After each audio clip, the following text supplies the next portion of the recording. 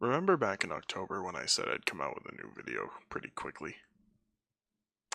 Whoops. Can we talk about Marching Fire?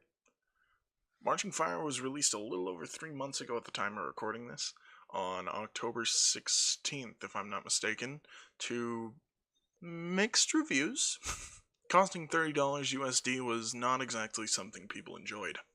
But was the price justified? What did Marching Fire even come with? You may be asking. Well, I'll tell you.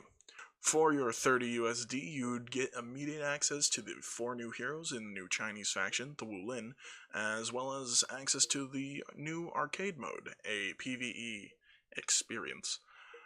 That's it. The Marching Fire update also came with a brand new gear score and perk system, as well as Breach, a new 4v4 game mode based around strategically defending or attacking a castle. However, these additions did not require the purchase of the pack. I promised to give my full opinion on Marching Fire, and though I'm a bit late, that's exactly what I'm going to do. I apologize if this video is a bit long. The script is 7 pages, which is at least twice as long as my last script. So we'll see how that goes. With all of that out of the way, let's get into it. Tell them something is coming. There's blood in the water.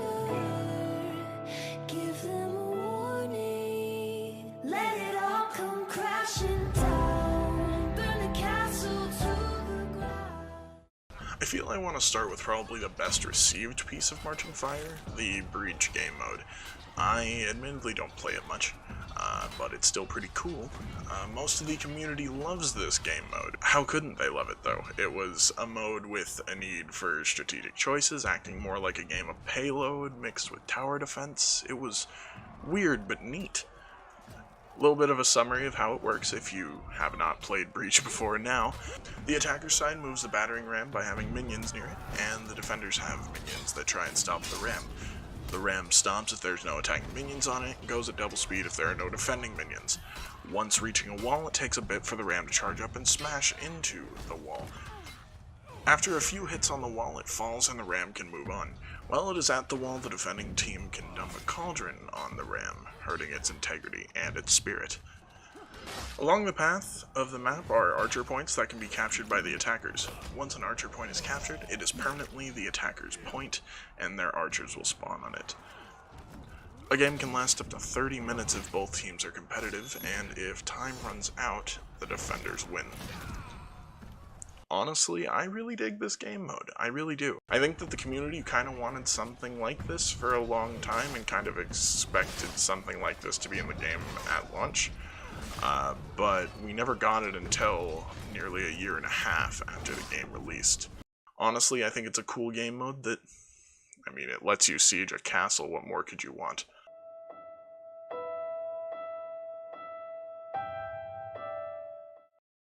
Arcade was supposed to be the, hey, we need this pack to be $30 and we don't know if it's worth it for just 4 characters. It's completely PvE, allowing for 1 to 2 players to fight against enemies for a few rounds. There are 2 arcade modes, random quests and weekly quests. In randoms, each round has a random set of enemies with a random set of modifiers for the player team and each enemy. Both players get the same set of modifiers for some reason. The weekly quest difficulty is based on item rarity, going from common to legendary. Each difficulty has a recommended gear score, lowering your damage and increasing the enemy's damage to the players that do not meet the requirement. Moving on to weekly quests, this is more the same, however, the modifiers and enemies are no longer random. These quests are handcrafted by Mr. Ubisoft himself every week, changing every Thursday.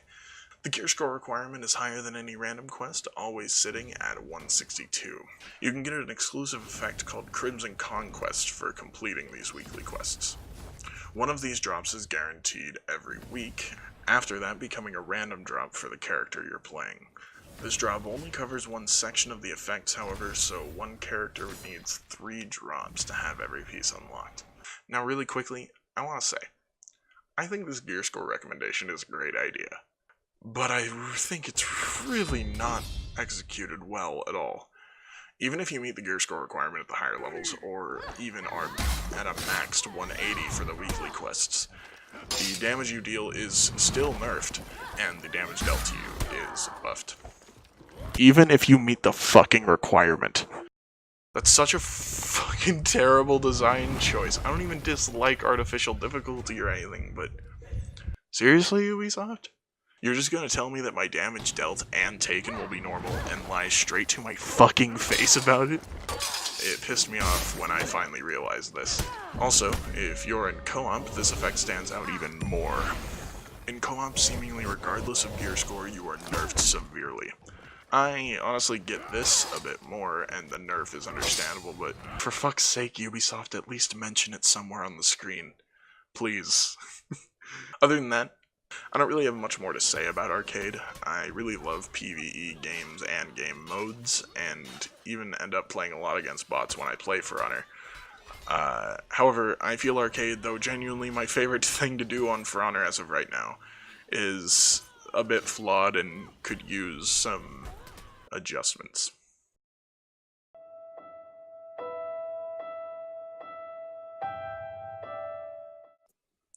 We've finally made it to the heroes section of the video. In this section, we're going to go in order from my least favorite to my favorite hero. This means that we're going to be starting with... God, I just don't care about this bow staff monkey. Fuck. I just don't. A lot of people really like him. I don't. At all. I dislike playing as him. I feel like he's just boring as shit to play. I don't think he's overpowered. I don't even think he's that good. My brain says he's an A tier, but I bet people would say that he's S tier, especially looking at console. Fuck. I could just be bad. That's possible. Seeing as the Shaolin footage I have from Arcade that I'm going to be using for this video is 11 gigs. That's over 5 gigabytes more than the second largest file I have. With my temper tantrum out of the way, let's analyze the Shaolin Monk. Armed with a bow staff, Shaolin is the hybrid of the Wulin.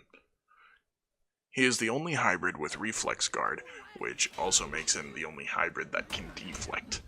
His moveset is mostly based around his quick lights and key stance.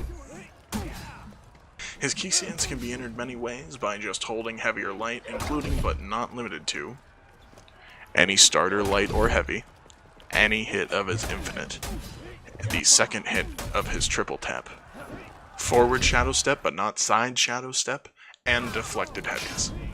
The key stance cannot be entered from any attack while in key stance, so keep that in mind. You can do quite a bit from key stance. Pressing or releasing light will do Bounding Blossom, top heavy does the unblockable Lotus Leap, and the side heavies are Elegant Lotus, which follow dodges. There is also Sun Kick, which you can use by pressing Guard Break while in this stance. Sun Kick has its own vein of combos. After Sun Kicking, you can light, heavy, or sweep. Oh, and he can taunt while in key stance too. Neat. Moving away from key, his only other options really are his light heavy, or heavy light infinite, and his disgusting triple tap side light. I really like Tiandi. From his somewhat dancey moveset, to his stupid fast light chain attacks, to his fucking T-pose, what? Oh god, oh fuck.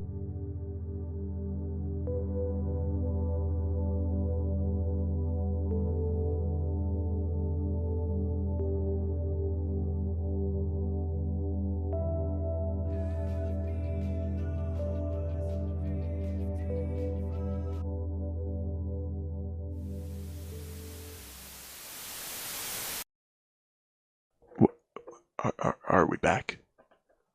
Okay. Cool. Tiandi, I think, is a lot of fun. I'm very bad at Tiandi, however. Well, let me rephrase. I feel Tiandi is easy to learn, but hard to master. I feel like he has a high skill cap, from all of his cancels, to feints, to attacks with superior block. I don't know. I feel like he could just be really crazy. Starting with what I feel is his most recognized move, My name is Tiandi. His dodge lights are crazy fast and hit for 12 damage. His dodge heavies hit for 20 on top and 25 on the sides. Both light and heavy dodge attacks can be comboed into heavies, or a light that I'm pretty sure refers to him moving his Dao at the speed of light. Tiandi can also cancel his heavy dodge attacks with another dodge, leading to some interesting combos.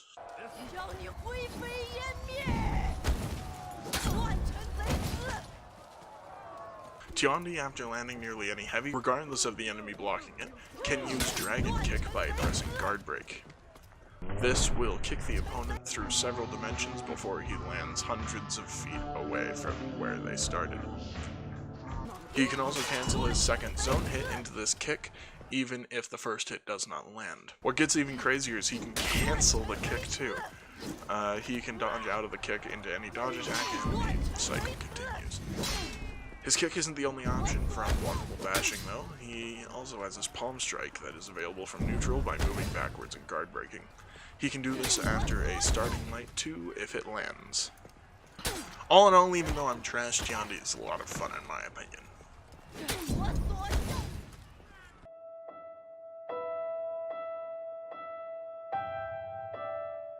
Seeing as we're going in order of how much I enjoy a hero, you won't be surprised that I really like Nusha.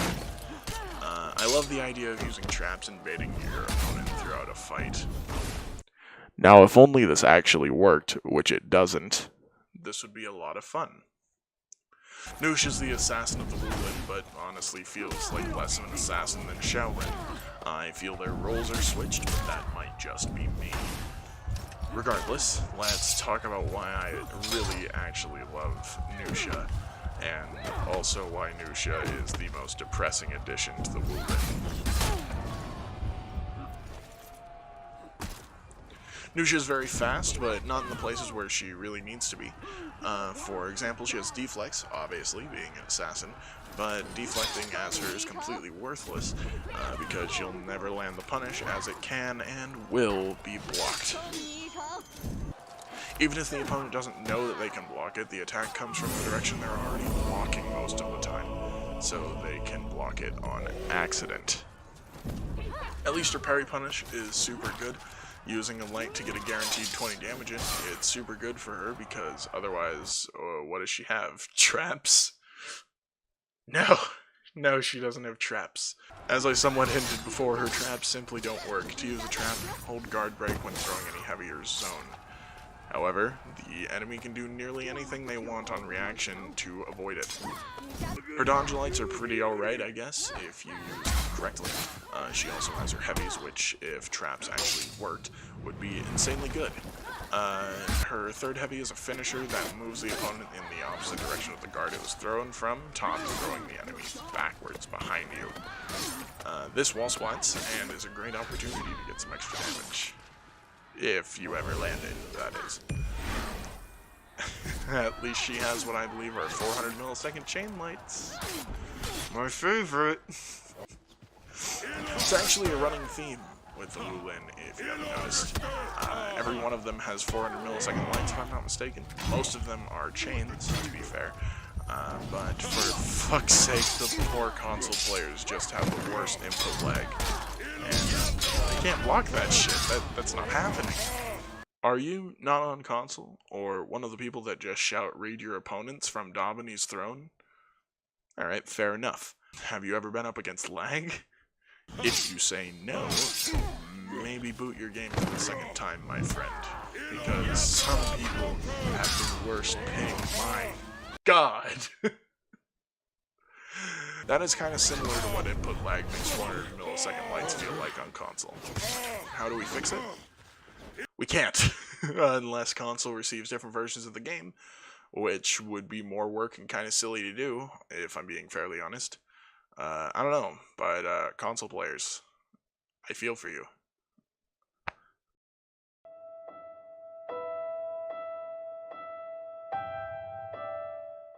Zhang Jun, or Chinese Stalin, is my favorite of the Wulin by far. I just really like heavies, honestly. When Zhang Jun came out, I played him to Rep 2 in about 2 days, and then never touched him again. I got distracted repping Nusha, then Kensei and Shigoki, and the rest is just history. Zhang Jun felt at release what I felt a proper Lawbringer or Shigoki rework could feel like. He was smooth, fast, but not too fast. Had mix-ups and openers, and he didn't feel overpowered or broken. He was perfect heavy in my opinion. Other people may disagree and say, fuck Zhang Jun, and yeah, you're right. Fuck Zhang Jun. His moveset is really good compared to the other three heavies, minus, I guess, Conk. Starting with his mix-up, his top dodge heavy can be feinted into a shin kick, which guarantees a light, and his side dodge heavies can be cancelled into a light that comes from the opposite direction. This attack does 15 damage, which might be more than a light of its speed should do, but I feel it's reactable enough, if not readable. Nearly all of his combos can lead to a finisher that is an unblockable heavy in any direction. This is fairly easy to parry once you get the timing down, and does 40 damage on the sides and 45 from the top.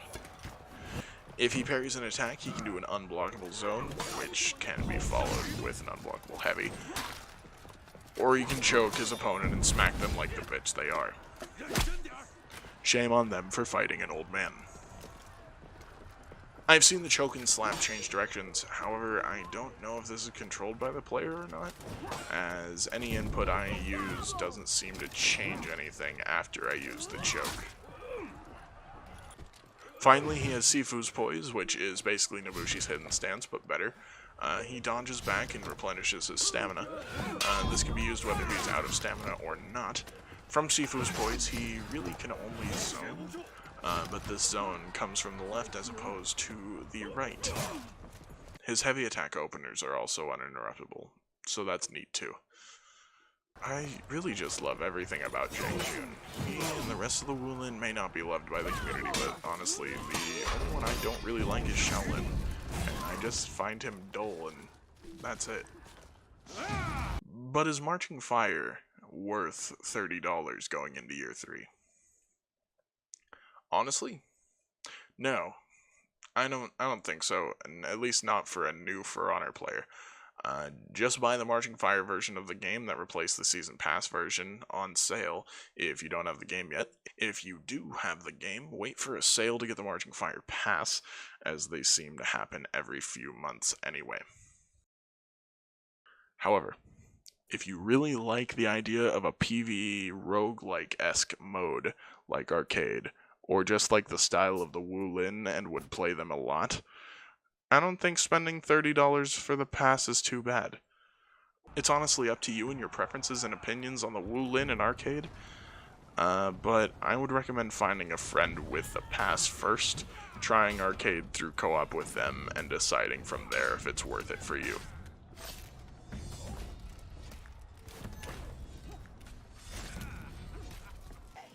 And with that, we've finally reached the end of my Marching Fire review. Thank you for watching. If you've made it this far in, you'll likely enjoy my other content, so please consider subscribing to see more of content like this. I really suck at being active on social media, but you can follow me on Twitter at PolarSamurai, or join the Igloo Discord via the link in the description. Now, I gotta go, before the outro music cuts me. Tell them something is coming.